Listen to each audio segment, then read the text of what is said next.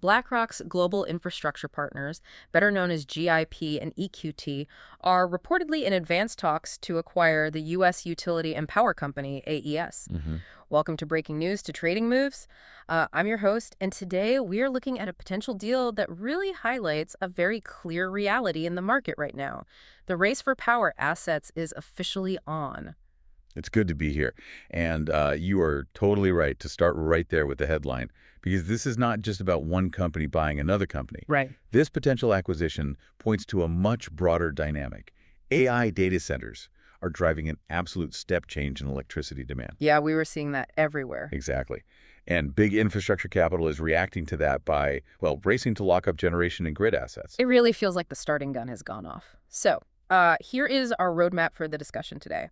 First, we are going to lay out the facts of the potential deal itself. Second, we'll go through the winners. So the sectors and the specific companies that are likely to benefit from this overall trend. And third, we will cover the losers, the entities facing headwinds because of this setup. And we really have to be clear about the context here for you listening. The driving force behind all of this is that power is becoming the new bottleneck for AI. Yeah, the actual physical power. Right. Data center buildouts simply fail. They don't happen without reliable generation, transmission, and interconnection. So let's get into the headline news. The report is that BlackRock's GIP and EQT are near a deal to buy AES. The ticker symbol for the company at the center of this is AES. That is AES. Right. And reports suggest an announcement could actually come as soon as next week. Wow, that fast. Yeah. Although, as with any M&A news, the timing and the valuation are always subject to change. But the market really didn't wait for a signed contract to react. No, it didn't. The report itself pushed AES shares higher almost immediately. Makes you wonder why this specific target, right? Like, why now? Why AES? It comes down to the asset class. Infrastructure funds are actively seeking real assets, things with long-duration cash flows. Utilities and independent power producer portfolios, what we call IPPs in the industry, they fit that bill perfectly. Because they aren't just sending bills to residential mailboxes. Exactly. AES is a developer. They have a global footprint and a massive pipeline of renewable projects. That distinction really matters, and there is a real valuation gap here, right? We have talked about this general concept before. The difference between how the public stock market values a company versus how a private equity firm values it. That is the arbitrage right there. Public markets generally dislike heavy capital expenditure. Right, the CapEx. Yeah. If a public company comes out and says, hey, we are going to spend billions this year to build power plants that will pay off in 10 years, their stock often takes a hit right away. Because investors just want those quarterly results. Exactly. Okay. But private equity, they operate on a 10-year timeline. They can take AES private, spend all that necessary capital to build out the infrastructure for AI, and they do not have to worry about a quarterly earnings call. So BlackRock and EQT essentially take the heat off. They remove that quarterly earnings pressure, build the actual physical assets, and then sell that power to the tech giants. Precisely. They are buying the engine so they can sell the horsepower. I like that way of putting it. So if this deal goes through, or frankly even just based on the advanced talks alone, we have to look at the winners here. The first group we have identified is the power and utility sector. Right. And this is all about the concept of an M&A re-rating. Tell us about that. Well, if AES gets bought at a premium, it resets the comparison for the whole sector. Suddenly, the scarcity value of clean generation goes up in the eyes of investors.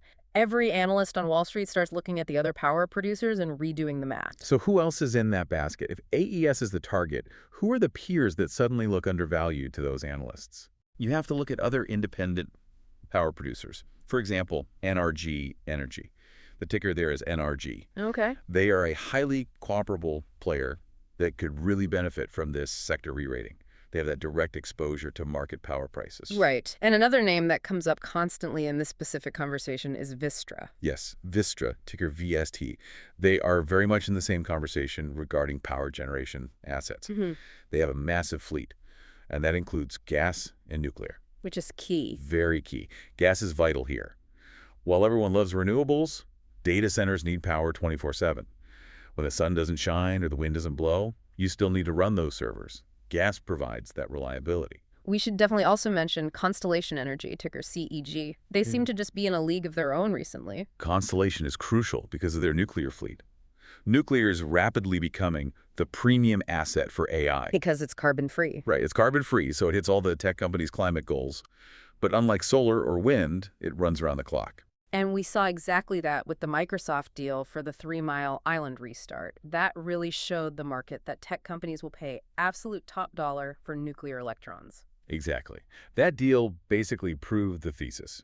So when you see BlackRock going after AES, it validates this broader idea that owning the generation, whether it's renewables, gas, or nuclear, is the place to be. Constellation, CEG, sits right at the top of that scarcity pyramid. Okay, so those are the people making the power, but there is another layer to this winner's bracket, and that is the grid build-out and electrification side, because you can generate all the power you want, but if you can't actually move it, it is totally useless. It is not just about generating the electrons. It is entirely about moving them. So we need to focus on the contractors. Rising demand requires spending on transmission lines, substations, switchgear, and general grid hardening. And the U.S. grid isn't exactly brand new. Far from it. It is aging rapidly, and in many places, it is completely at capacity. We are seeing what the industry calls an interconnection queue. Which is basically a waiting line. Yeah, it's the line a new power plant has to stand in before it can actually plug into the larger grid. Yeah. And in some regions, that wait time is 5 to 7 years. 5 to 7 years just to plug in, that is a long time to wait. So the companies that can actually fix this problem, the ones doing the physical work, they are in incredibly high demand. It creates multi-year capex cycles. The utilities and the operators, they have to spend this money. They have no choice if they want to keep the lights on and the data centers running. So which companies are capturing that spend?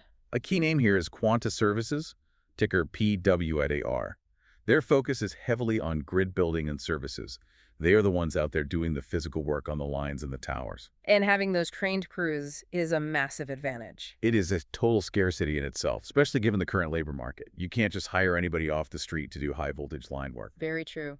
And what about on the technology side, the actual hardware? For that, you have Eaton, ticker ETN. They focus on power management technologies, which are essential for regulating these massive, massive loads.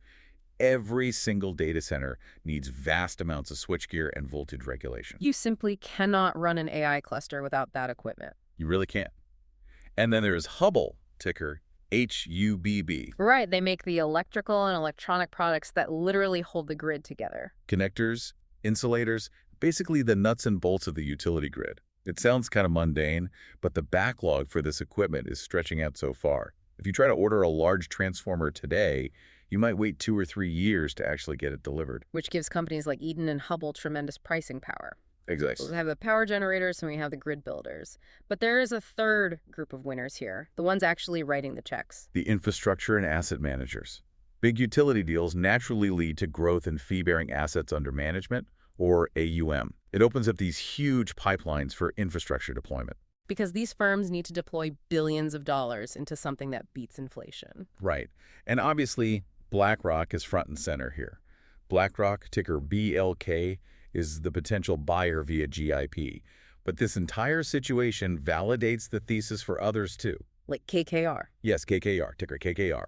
They are a major alternative asset manager with a very heavy focus on infrastructure. And Blackstone as well. Correct. Blackstone, ticker BX, another major player in alternative assets. When you see a deal of this magnitude targeting a public utility, it really signals that these large asset managers see value in energy transition and grid assets that the public stock markets might just be underappreciating.